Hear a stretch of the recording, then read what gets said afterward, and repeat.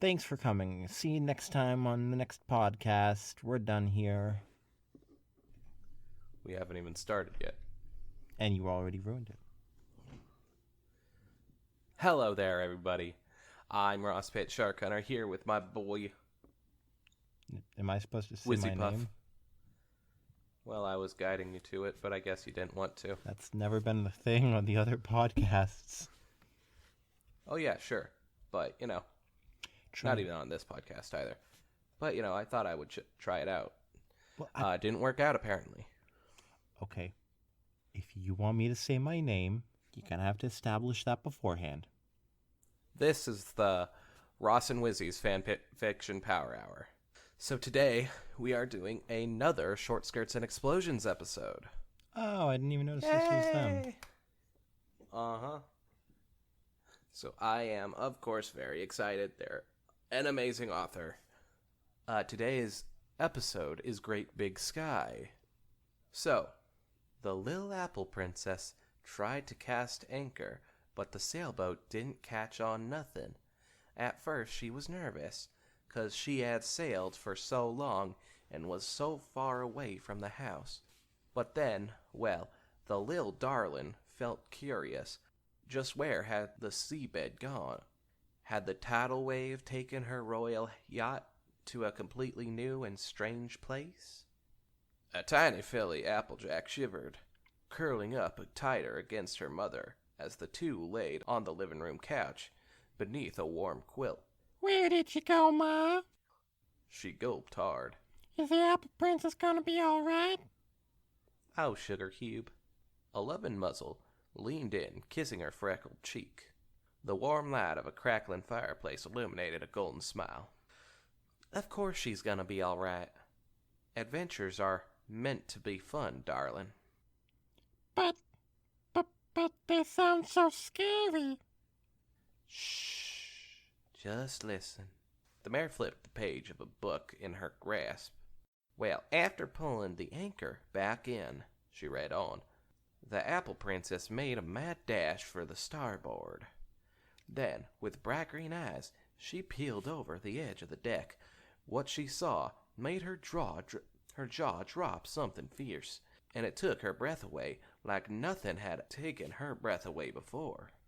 What is it, Ma? Shut the fuck up and I'll tell you. Ah! Applejack squeaked, her ears twitching. Her tiny ears twitching. Tiny ears twitching. What did she see? You really want to know what she saw? Not really. Yes, Mama, I really do. With a warm chuckle, the mare held the filly closer with one forelimb, staring at her as she said, she saw oceans. Not just one, but several. How do you Crystal blue sheets of water. Yeah. How do you count oceans? Oh, one over there, one over there. It's rather quite simple, I would say. Crystal blue sheets of water floating on top of one another. Over a dozen of them. There was no seafloor because the seas didn't know when to quit. And the fish and dolphins leapt in between them, like squirrels hopping across the branches of an apple tree. There was no sharks or sea serpents or any of that nonsense. Just life finding a way to live itself all fantastic like. Wow! Applejack gasped.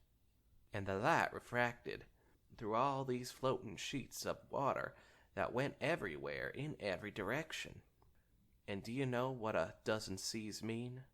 Over 2 dozen rainbows. Alright, fine, just answer the question yourself. Don't even give me a chance. The mare giggled. Arches of beautiful color and light glittering as far as the Apple Princess could see. And that's when she realized that adventuring ain't nothing but to be scared about. After all, life is an adventure, and if a pony had to be scared all the time, just how would the Apple Princess have any fun? Ma? Yeah, Sugar Cube? Applejack pouted, sticking her tongue out. There's not reading from the book no more. The mare chuckled, dropping the book entirely to hold the filly close. my little silly pony. You don't need books or stories to go magical places. She kissed her forehead, murmuring closely against her ear. You just need your precious little heart and mind, and I believe in them both. Shouldn't you? If only you'd tell Twilight that. Applejack merely smiled. Between the flames of the fireplace and the warmth of her mother's forelimb, she felt toasty, safe, and secure.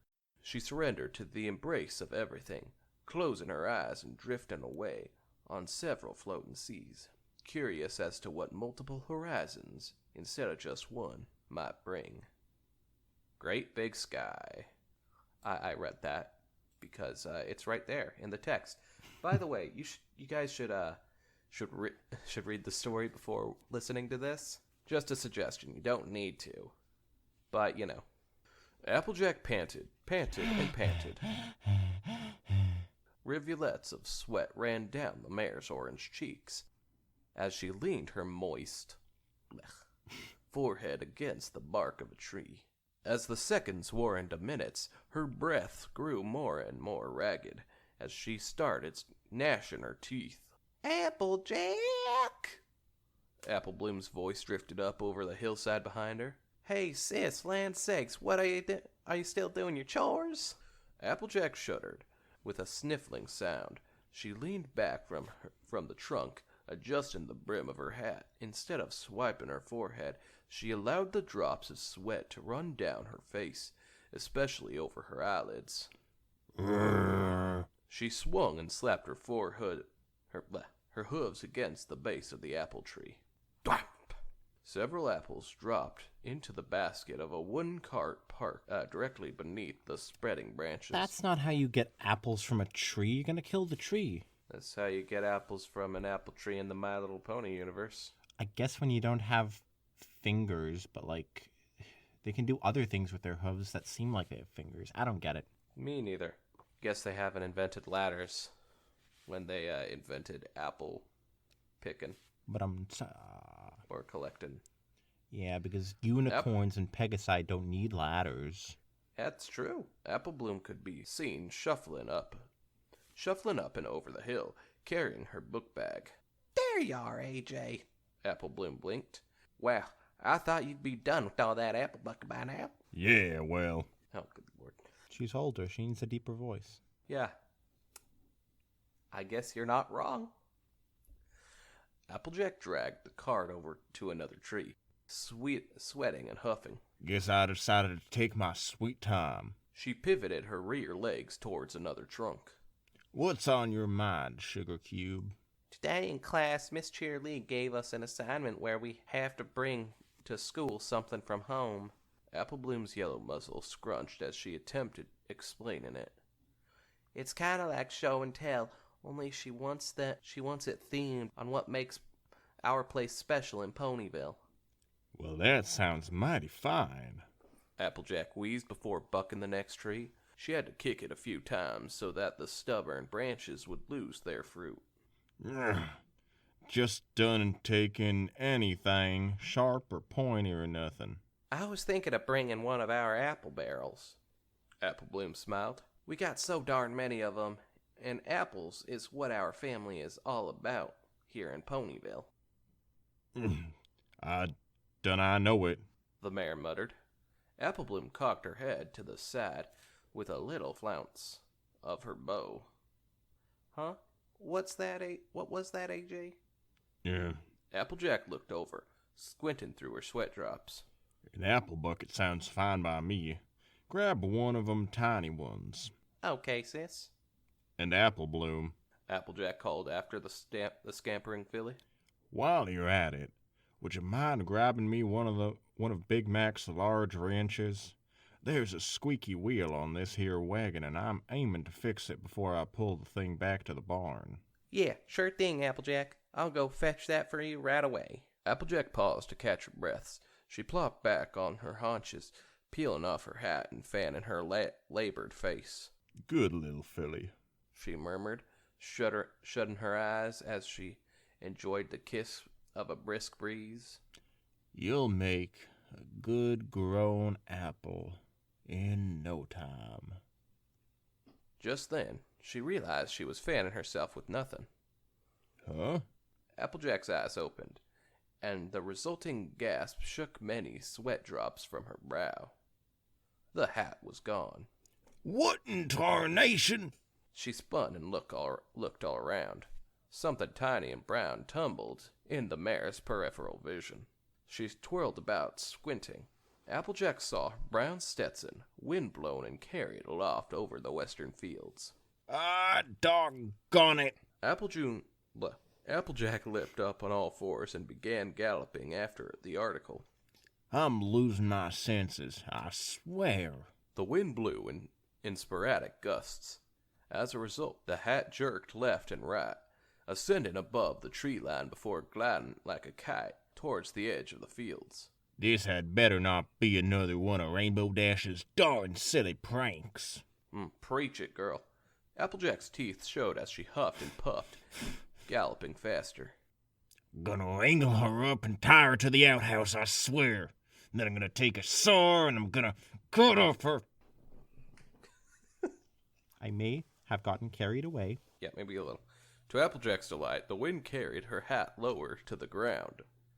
To Applejack's dismay, the hat then tumbled its way between the tree trunks of a dense forest bordering Sweet Apple Acres.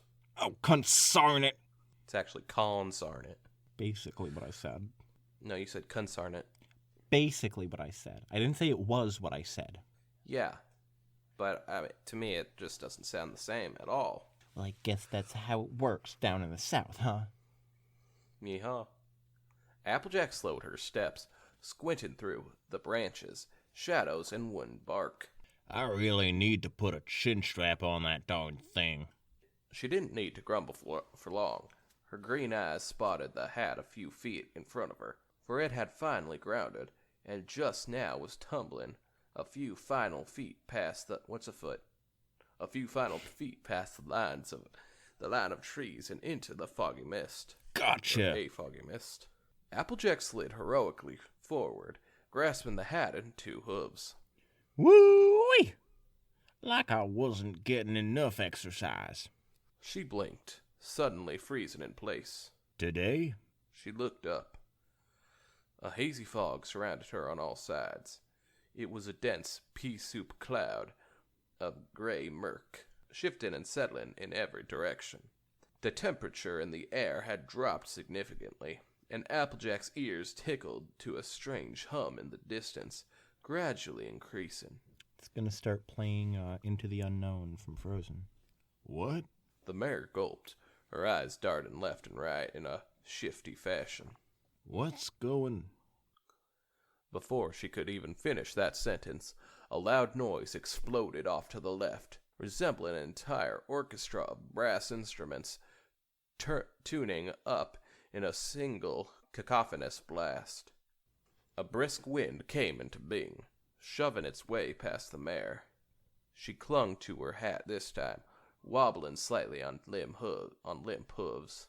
Squinting one eye open, she could see the mist clearing, tearing off and dissipating like melted snow. And as every trailing inch of the cloud shredded apart, it revealed a bright blue sky above Applejack and below her. No words could escape her gasping muzzle, only a whimpering gasp that spun feather-fluttering loops before teetering off the edge of the world. And that very edge lingered before Applejack by a few mere feet.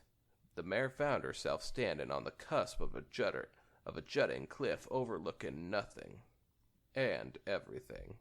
Applejack felt like she was floating high in the stratosphere, and she was not alone. Gazing off into the distance, Applejack could spot dark clouds. Only they weren't clouds at all, but instead levitating clumps of earth, complete with dark layers of soil lingering in the jagged clumps beneath carpeted sheets of emerald grass. What the heck is this place? Whacked out, man. Fuzzy green fir trees stood proudly on these drifting islands, seemingly oblivious to the magical feat that made their existence possible. The wind kept blowing at Applejack's blonde mane, threatening to undo her red hair ribbon at any time. The mare paid the sensation no heed. and before she could pronounce another sound, she heard more salvos of sonic vibration, rolling in the distance like thunder. She turned to look, and the skyscape unraveled even more otherworldly detail. She saw hundreds, if not thousands, of islands, miniature continents adrift in the clouds like flocks of brown and green geese. Some of these islands held forests, others sported mountains, and a few of the land masses closer to Applejack held structures, buildings, towers, and bridges, all of which were epic in scale, but at a distance more closely resembled Applebloom's toys in crumble and disrepair. One island sported a waterfall, brimming crystal and blue from seemingly nowhere. Its majestic waters trickled down a bank of uneven rock before spilling over the edge, falling forever into the gray, misty unknown. Into the unknown! Yeah. There was another booming noise. Applejack heard something that resembled giant trumpets locked in grueling combat. Combat, you say? Trumpets. What? How would that, someone using the trumpets as, weapons? Smacking them? She looked to the far left, and her eyes caught, at a distance, a floating obelisk situated in the middle of a small island, surrounded by loosely levitating rocks. The monolith pulsed with mysterious purple energy, firing thin beams of magic in random directions. Then, out from the misty sky beyond, the scales of something was summoned. Something big. Bigger than big. Big Mac. Applejack felt her heart race increasing. She trembled in place, watching as the entire western half of the sky darkened, colored with the flesh of something too enormous to define, and it was coming closer, growing hotter. Its lungs bursting with trumpet noise and bedlam. As Applejack could finally define the texture of its flesh, she felt her heartbeat slowing, almost calming down. The pulsing fear in her veins had nearly dissolved, replaced by something else. Something delicious. Gross. I don't know what this is. Gonna say you're gonna do it. I think this is Apple Bloom. Or is... Oh, wait. Hey, Applejack. I just realized. The mare flinched. She spun around, looking over the side of her apple cart. Applebloom galloped up the hill, balancing a big metal tool over her shoulder. I got Big Mac's wrench, just like you asked for. Applejack blinked. Her sweat nearly dried as she stood and trembled. Where do you want me to put it? Applebloom asked. She looked up, then squinted. AJ, are you okay? Applejack glanced west, eyes twitching. She saw an open field with a random assortment of apple trees, dotting the grass between where she stood and the forest. A shuddering breath left her, and she twirled the brown Stetson in her grasp. I have a question. Yeah, what's up, Buttercup? Do we know if Granny Smith was always named Granny Smith? Like, if her parents just named her as a newborn Granny Smith? Well, canonically, ponies have changed their name. Mrs. Cake was originally, Cupcake, I guess is her actual name. But Cupcake was originally named Chiffon Swirl. Okay. So, yeah. Anyways, where was I? She slapped the hat over her blonde head and tucked the bangs away. I technically didn't say of course, but okay. Well, you should say of course, then. Of course. Then you can go on with reading that other stuff. I already said my piece. I'm fine. Thanks, Apple Bloom. Just lay the wrench against the cart. I appreciate it, darling.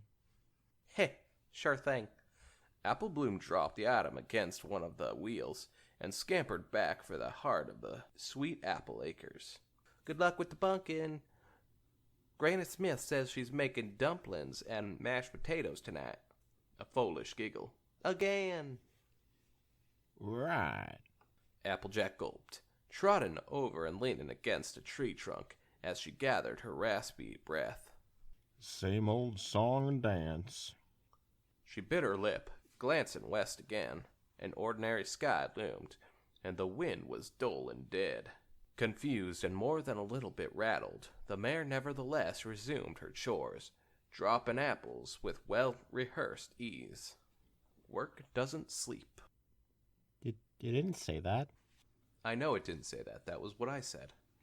You're so wise. That night, the dinner table had long cleared away. Still, Applejack sat there, silently and alone, gazing beyond the edge of the Apple family kitchen. The shadows of night bathed her figure, cascading over a pair of eyes that stared with melancholic longing into the living room. Her vision pored over an old weathered couch situated before a dormant fireplace. All was cold and peaceful, like a place that Applejack was used to visiting. The mare leaned her freckled cheek against a forelimb, while the other hoof drew lazy circles against the tabletop. She sat there, doing the same thing, and yet nothing, while a chorus of crickets carried her ears into another time and place. At some point during this unseen vigil, an elder mare came hobbling down the steps. Granny Smith shuffled towards the refrigerator, opened it, and retrieved a tall pitcher of water. As she turned around, she spotted Applejack's statuesque figure, illuminated by the pale electric light. Ah, snakeskins. Granny Smith hobbled backwards, nearly dropping the fragile pitcher to the floor. A light splatter of water struck the floorboards, but the old pony quickly found her balance. Whoa, AJ, darling, you gave me quite a fright. She closed the refrigerator and placed the pitcher down onto a nearby counter. What in the name of all things apples are you doing here sulking in the dark? I'm sorry, Granny. Applejack muttered. I didn't mean to spook you. Honest. Her features briefly tightened into a frown. And I ain't sulking. Oh? Granny poured herself a glass of water and took a liberal sip, and then wiped her muzzle dry. 'Cause it's dark. Yet you're here alone. You're quiet as a gravestone. She shuffled over to the opposite end of the kitchen table. Sure does seem like sulking to me. It's not. Gosh. Applejack's ears twitched, one after another. That was a fine dinner y'all cooked, Granny. She eventually muttered. I'm mighty thankful. So was Big Mac and Apple Bloom, I reckon. Well, you're quite welcome, darling. Granny groaned slightly as she eased her tired bones into the chair. But don't be changing the subject none. I've still got my wits about me. She squinted across the table. So how about telling your dear old Granny Smith what's troubling you? It's not troubling. Applejack said, wincing slightly. I don't rightly know what to call it, Granny. It's tearing at you all the same, though, ain't it? Granny took another sip, then spoke. I know when our little apple princess has got her heart in a knot. Applejack grimaced upon hearing that. Once the shudder was over, she looked up with moist eyes. Granny, you know I'm an honest mare. Darn tootin'. But for the first time in as long as I can remember, I'm a bit scared of telling the truth. Applejack murmured. 'Cause telling the truth will make me sound plumb crazy. Yeah, well, I've been known to skirt the fine edges of loop-de-headedness ever so often. Oh my god, her vocabulary. Granny smiled tiredly, leaning forward. So why don't you lay it on my ears? Applejack looked at her at the living room, and then at her hat as it lay in an adjacent chair. Finally, after a deep breath, she began. I was bucking apples, just minding my own business. It was a long day at chores, but it only seemed to roll on longer. Even Apple Bloom sounded surprised that I was still trying to get the simplest of tasks over with by afternoon time, and I don't blame her. I was feeling mighty lethargic and tired like all morning and noon. Well, the moment I saw her go to fetch me Big Mac's wrench from the barn so that I could fix a squeaky wheel on the apple cart, she went off to do just that. And then out of nowhere comes this crazy strong breeze, knocking my hat clean off. So I goes running for it, and my hat just keeps flying, right? I mean, at first I was all mad and grumpy, but then I got to thinking that maybe it was Rainbow Dash playing some prank on me, a little rascal. Or, heck, maybe Discord playing one of his nasty, ridiculous games. But then, I chased my darn stubborn hat straight through the forest on the west side of the farm. Only, it wasn't our forest. It couldn't have been, 'cause the trees ended just as quickly as they began. And once I was on the other side, I was surrounded by this creepy gray mist. Once the smog cleared, I bore witness to the most amazing sight I ever did see. A great big sky. Hey, she said it. Hey! Of floating landscapes, Granny. I'm talking about huge chunks of land, like the world exploded and then settled in the clouds, and everything was all adrift like balloons or flower petals dropped atop a pond. I added the dropped. I don't know why. Well, I just kept staring and staring at all this nonsense. I'd found my hat, but I couldn't summon the strength or wits to put it back on my head. I was just so plumb flabbergasted at all of this. And there was sounds from the distance, great and booming, like an orchestra, falling all over itself. And then I saw waterfalls sprinkling into nothing, and flying chunks of glowing crystal, and then it came, like a living mountain. It flew towards me. It was huge, majestic, godlike. I don't even have any words to describe it, really. But all I knew was that the thing lived. There was purpose to how and why it blotted up the horizon. And just as it was starting to clear the mists, I heard Apple Bloom trotting back with the wrench. Applejack said, sniffling. And then I was back on the farm, with my hat and my hooves and the apple cart right beside me. She sniffled again. And even though everything just stopped, I swear I almost felt disappointed. She gulped. As if I wasn't scared one bit to begin with. Just disappointed. Like me when I'm woken up from a dream. Granny Smith nodded slowly. I see. She pointed with a calm hoof. Is that why you're crying, darling? Huh? Applejack leaned back, and that's when she felt a trickle of tears down her muzzle. She reached a hoof up to her face, felt the moisture, and winced. Oh, Granny. She choked on a sob. I just don't understand. She held her head, tight, shivering. What in Celestia's name is happening to me?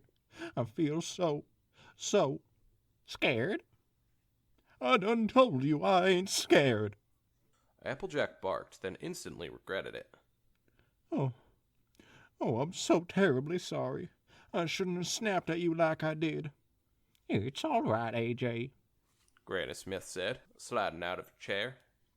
No, it ain't. Applejack rubbed her eyes, shuddering. Look at me.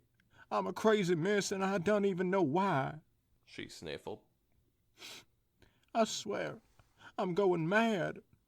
Shh. Granny Smith shuffled over, gently grasping the mare's shoulders. Shh. None of that, darling. Now think. She bore a patient smile. Think hard about that disappointment you described earlier. The older mare's eyes narrowed. Now, just why do you think you felt that way? Because. When you was in the crazy place you described, did it really feel so crazy? Huh? Applejack looked up, her moist face wrenched in confusion. Granny, what are you saying? That none of this nonsense actually happened? Granny Smith chuckled, squeezing Applejack's shoulders. She murmured, Ha ha! AJ, darling, when was the last time you ever relaxed? Relaxed? You know, laid back, had fun, let go of all your worries? Well, the girls and I. Applejack gulped. Reckon we go on train trips and rollicking vacations all the time? Rollicking? Oh. No, Sugar Cube. Was that the right amount of nose? I don't know. 1, 2, 3, 4, 5, 6, 7. Nope. Okay, hold on. No, Sugar Cube. I mean, when have you ever let things go and just enjoyed yourself? Granny, I can't rightly afford to be all lazy and leisurely. Applejack stammered. I've got a farm to keep afloat. Years ago, I made a promise to Ma and Pa. Just how would you think they'd feel if you was choking yourself of all joy and fun in life? Granny Smith spoke in a firm tone. If you was working so hard to make a living that you never lived. Applejack blinked. Sometimes them's the ropes, Granny. Are they, Applejack? Granny asked. Or do we just tell ourselves that because we're plumb scared of what perfectly good peace and silence will bring us when we stop doing whatever it is that we're doing? Applejack sat in silence, simply gawking at the elder mare. Tell me something, AJ. Granny Smith leaned back. When was you in this great big sky? Did it really feel so strange? Applejack swallowed a lump down her throat. I guess no, it didn't. Did it feel familiar? Applejack stared into the living room. Her eyes fell on a dead fireplace yet again, and then everything turned foggy on a fresh well of tears. Yes? A foal whimpered. Granny Smith nodded, then nodded some more. She leaned forward, folding Applejack's hooves in her own. Applejack blinked the tears away, looking into her grandmother's face. You want my advice, darling? Granny Smith asked. Applejack merely nodded. Granny smiled warmly. The next time the wind blows your hat away, She patted the mare's forelimbs. leave it. She whispered. Go explore. Go explore. Live. New scene. Applejack grunted, hammering the wooden frame to a chicken coop behind the barn. The first layer of sweat trickled down her brow, glistening in the morning light. She didn't even bother wiping it dry. With tiny scuffling hoofsteps, Apple Bloom appeared behind the farmhouse with her book bag. She was also balancing a tiny wooden barrel on her back. Doing chores already? You know it. Applejack stammered, dropping the hammer and reaching for another nail. Another day, another bit. Want some help with the apple bucking when I get home? Thanks, Ab, but I got it. Applejack called over her shoulder. Though I'd like it if you kindly swept the front porch before sundown. Are we expecting company? Doesn't matter. Just good habits. Sure thing, AJ. Apple Bloom waved a hoof, smiling. Well, thanks for the barrel. No problem. Applejack said. She heard the pitter-patter of Apple Bloom's hooves growing fainter and fainter. Suddenly, a gasp escaped her throat, and it turned into a voice. Apple Bloom? The tiny hooves scuffled to a stop. The filly turned around on the crest of a hill. Yeah, Jay? Could you make it quick? I gotta get to school. Applejack turned around, finally wiping her brow. She trotted halfway towards the filly. When was the last time you and your friends got together? Huh? Apple Bloom blinked. Oh, you mean Sweetie Belle and Scoots? Heh, we go to school together, AJ, you know that. There's no crusading that needs to be doing? Well, yeah, I guess there's always some way or another we could find ourselves our cutie marks. Well, that dates this thing. Apple Bloom fidgeted in place. She nearly lost balance of the barrel, but swiftly reoriented herself. I wouldn't mind hanging out again, just to hang out. Well, why don't you invite 'em over this afternoon? Applejack smiled.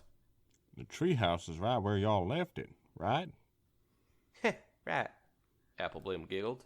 Come to think of it, I've been waiting to show them a bunch of new stuff I got for my birthday last month. Well, there you go. But I can't. Why not? I mean, Apple Bloom glanced down at the hill. I gotta sweep the front porch and do other stuff, right? Applejack chuckled. It's all right, Apple Bloom. Go on and invite your little crusader friends over. Really? Apple Bloom grinned wide. You mean it? Absolutely. Ha. See, I made a pun. Because Yeah, they're the apples. Comedy gold, man. Applejack winked. Have fun. Woohoo! Apple Bloom galloped over the hill. We've got some brand new crusading to do. Whee! Be careful with that barrel, now you hear? Applejack hollered over the hillside. When her own echoes reached her, she smirked. Little silly pony. The mare turned to trot behind the barn when the wind blew her hat off. Ah, dagnabbit. She spun on a dime, charging after the flying article. Come here, you. The hat didn't have long to drift this time. It slammed into the side of a silo and fluttered to the ground. Applejack skidded to a stop in the structure's shadow. As she leaned over to pick up the hat, she sighed, only to freeze in place. All light had vanished in the mare's peripheral vision. Slowly she stood up, ears twitching to the sound of prolonged groans, accompanied by deep brass reverberations. There we go, I got it. She pivoted about, staring across a dark, murky landscape. The sky twinkled with purple cosmic brilliance. Galaxies swirled overhead, casting an ethereal twilight over the realm. Gone were the apple trees of the Twilight. Gone were the apple trees of the farm, replaced with crystalline spikes that glowed from within. The horizon had been reduced to a bowing, tapering thing, and it occurred to Applejack that she was no longer standing on even ground, but instead on one of the many, many plates across the back of an incalculably ginormous flying dragon. And it was currently gliding towards a gigantic nebula, where the stars of all shapes and colors were being born through magnificent explosions, echoing across the constellations with melodic sound bursts. Applejack took a deep breath. Her heartbeat slowed to a normal throb as she drank it all in. Her hooves fidgeted, and she realized she was holding the brim of her light brown Stetson. The mare glanced down at the article, took one look at the rolling landscape in front of her, and smiled.